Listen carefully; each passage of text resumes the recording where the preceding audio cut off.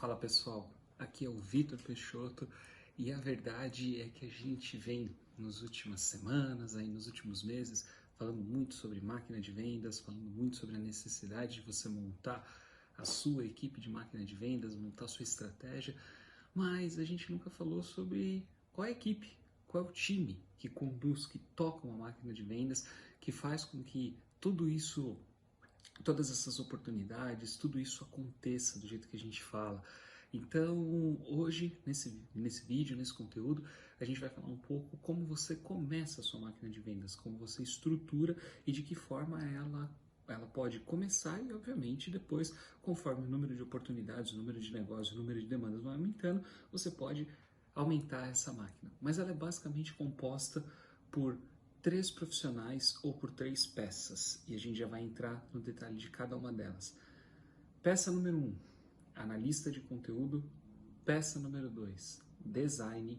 Peça número 3, pré-vendas ou inside sales. Vamos lá, vamos explicar cada uma dessas peças para vocês poderem entender por onde começar. Na nossa recomendação, na nossa metodologia, se você não tem como contratar todo mundo, se você não tem como fazer um investimento em 3 pessoas ao mesmo tempo, a gente recomenda então que você comece pelo analista de conteúdo. E por quê? Conteúdo na metodologia da máquina de vendas é rei. Conteúdo é combustível. Conteúdo é o que vai fazer com que você impulsione negócio, com que você traga leads, com que você popule melhor site, materiais e tudo mais. Então, se você precisa começar, você vai começar pelo analista de conteúdo. E quais são as funções básicas que essa pessoa vai executar dentro da sua empresa? Primeiro, organizar e cuidar do seu calendário de conteúdo, que é uma das coisas mais importantes para você conseguir movimentar essa engrenagem, essa máquina. Então, dentro do calendário, você vai normalmente estipular conteúdos e temas que você vai produzir ao longo das próximas semanas. Então, essa pessoa vai cuidar para que esse calendário de conteúdo aconteça. E qual que é a principal função dela? Como é que ela vai fazer isso? Ela precisa entender a sua empresa, entender a dinâmica da sua empresa, entender quem são as pessoas que fazem parte do dia a dia da sua empresa, os técnicos mais experientes, os gestores, os donos e, literalmente, caçar essas pessoas dentro da empresa atrás de informação para poder produzir os conteúdos que você vai publicar com qualidade. Sim, e por que é importante deixar isso claro aqui nesse vídeo? Porque você, teu time, teus gestores, as pessoas com quem você trabalha, tem muita coisa para fazer. Você tem milhões de demandas no teu dia a dia, os teus gerentes têm milhões de demandas no dia a dia deles, os técnicos experientes, o pessoal de venda experiente, todo mundo tem um monte de coisa para fazer. Então, não dá tempo de ficar parando para fazer conteúdo. Normalmente é isso que acontece. São raros os casos de empresa onde alguém que já está no burburinho, ali na loucura do dia a dia da empresa, consegue começar a se dedicar para isso. Então, se você contrata um analista de conteúdo, essa pessoa tem que ter como primeira habilidade a habilidade de ir até vocês e buscar a informação que ela necessita. Então, vou dar um exemplo. Imagina que você precisa construir um conteúdo para falar sobre 5 vantagens em ter um software com um contrato de mensalidade. Vamos supor que esse é o tema, é a big idea lá, o título que você vai usar para o seu post ou para o seu vídeo. Muito bem. O que o analista de conteúdo tem que fazer? Ele tem que ir atrás das pessoas dentro da empresa que possam ajudar ele a construir essa ideia. Então ele vai buscar gente do comercial, ele vai buscar gente da área técnica, ele vai buscar gente da área de suporte e tudo mais, e fala, cara, eu preciso construir esse texto aqui, você precisa me ajudar, me fala aí o que tem de bom, quais são as principais vantagens.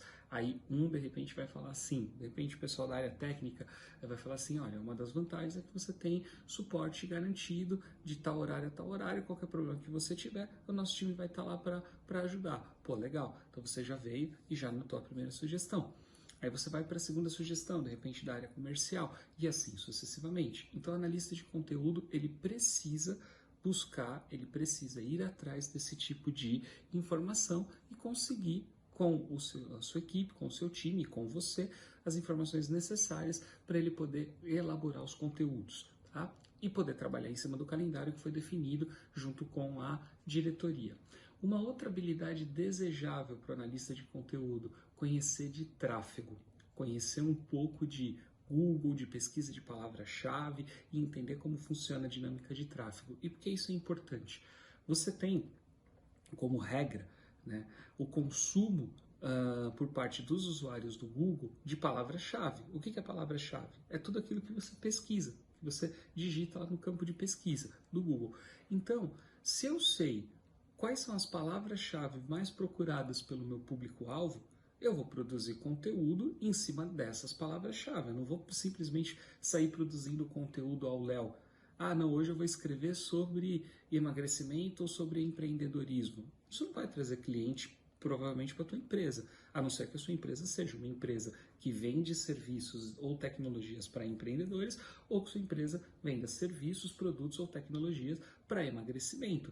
Mas no nosso canal a gente costuma falar com outro tipo de empresário, que normalmente não está muito associado a esses dois temas. Então não adianta eu direcionar você para falar sobre esse tema em específico. A gente tem que direcionar você, tem que direcionar o seu público-alvo para falar sobre as palavras-chave que fazem sentido para ele. Então, ele vai pesquisar essas palavras-chave, vai cruzar com a sua área de atuação, então qual a região que você atua, se atua só na tua cidade, se atua numa região metropolitana maior, se atua no Brasil todo, e vai vir com o calendário, fala, olha, as palavras-chave mais importantes são essas daqui, vamos produzir esse tipo de conteúdo. E aí ele precisa ir atrás e precisa fazer com que esse calendário aconteça.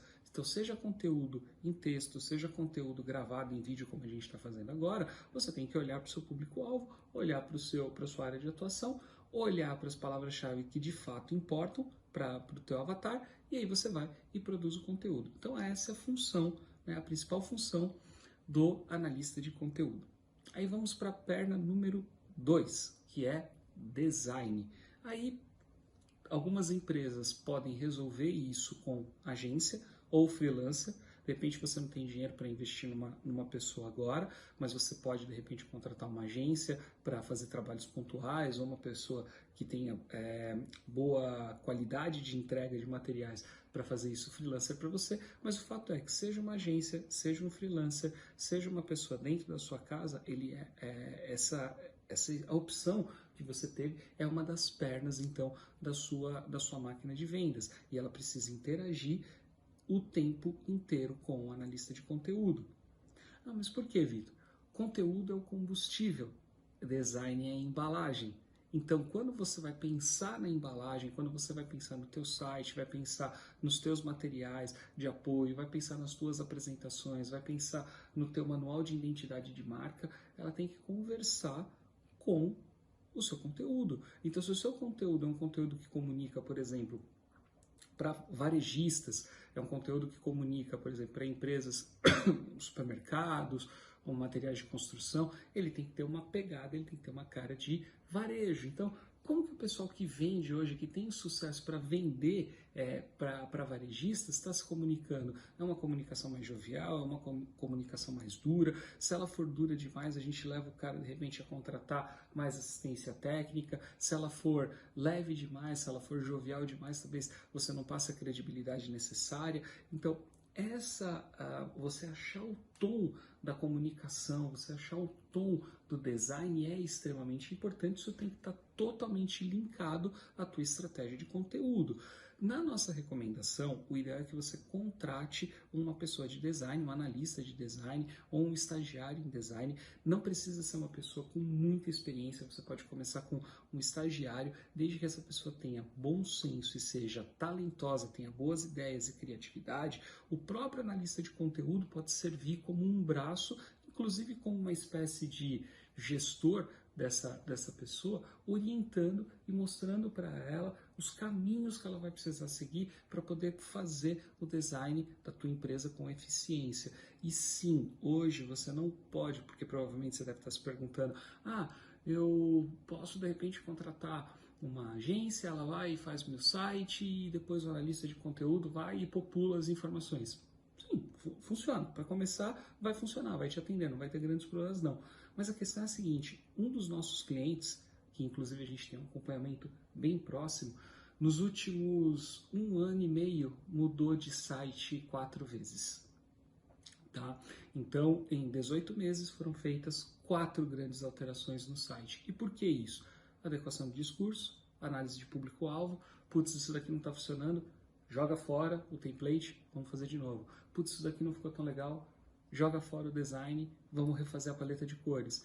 Quanto isso vai te custar num freelancer? Eu não tenho dúvida nenhuma que vai te custar muito mais caro fazer isso com um freelancer do que ter um estagiário full-time dentro de casa, apoiado pelo teu analista de conteúdo. E isso hoje é fundamental. O site é um organismo vivo. A gente já falou, inclusive, aqui no nosso canal algumas vezes, o site talvez seja seu principal vendedor hoje. Ele talvez seja o principal responsável por trazer leads para o teu time de venda vender depois. Então, você não pode simplesmente negligenciar, falar, não, já desenvolvi, tá feito, ó, deixa aí. Mudam os fabricantes, mudam as soluções, você está o tempo inteiro conversando com novas soluções de software, algumas estão deixando de ser relevantes, você precisa tirar, precisa excluir da tua página ou deixar inativado. Então o ideal, na nossa recomendação, é que você tenha esse analista de design, mesmo que júnior, mesmo que estagiário, não tem problema nenhum, vai atender do mesmo jeito, a pessoa só precisa ter bom senso, criatividade e organização, trabalhada, linkada então ao seu analista de conteúdo.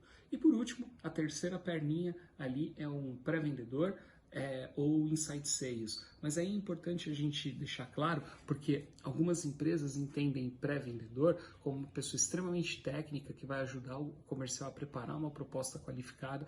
Aqui não é disso que a gente está falando não, tá?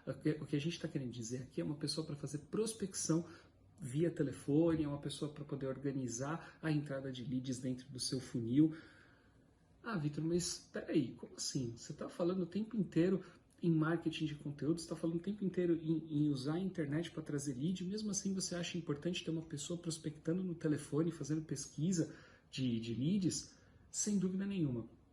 E o motivo é simples, uma estratégia não invalida a outra. O ideal é que você tenha as duas estratégias funcionando ao mesmo tempo. E dependendo do tipo de venda que você faz, é importante, e dependendo do tamanho do teu funil de vendas, é muito importante que você tenha uma pessoa qualificando as oportunidades antes de demandar isso para os vendedores, ou para o vendedor, ou para o gerente de vendas, ou para o diretor, e assim vai. Pensa o seguinte comigo, imagina que você liga a sua maquininha, então você bota o analista de conteúdo, começa a trazer com tráfego leads para dentro do seu site e o tempo inteiro fica entrando lead no formulário de contato. Você tem tempo de fazer isso? De ligar para todos esses leads, entender o que o cara está precisando, descartar a oportunidade ou cadastrar a oportunidade no CRM, marcar uma reunião? Esse trabalho é um trabalho muito caro para o vendedor fazer, para você fazer. E eu tenho certeza, se você não tiver ninguém para fazer isso dentro da empresa, vai cair da mesa. Vai começar a parar lead lá no formulário que ninguém vai entrar em contato, vai começar a ligar cliente lá e ninguém vai dar retorno, e aí a gente vai voltar num dos conteúdos que a gente postou aí nas últimas semanas, onde a gente fala, né, da empresa que deixa um monte de oportunidade cair da mesa porque não está prestando atenção nesse tipo de coisa. Então é importante que você tenha uma pessoa também para fazer isso. Ah, mas precisa ser uma pessoa muito experiente?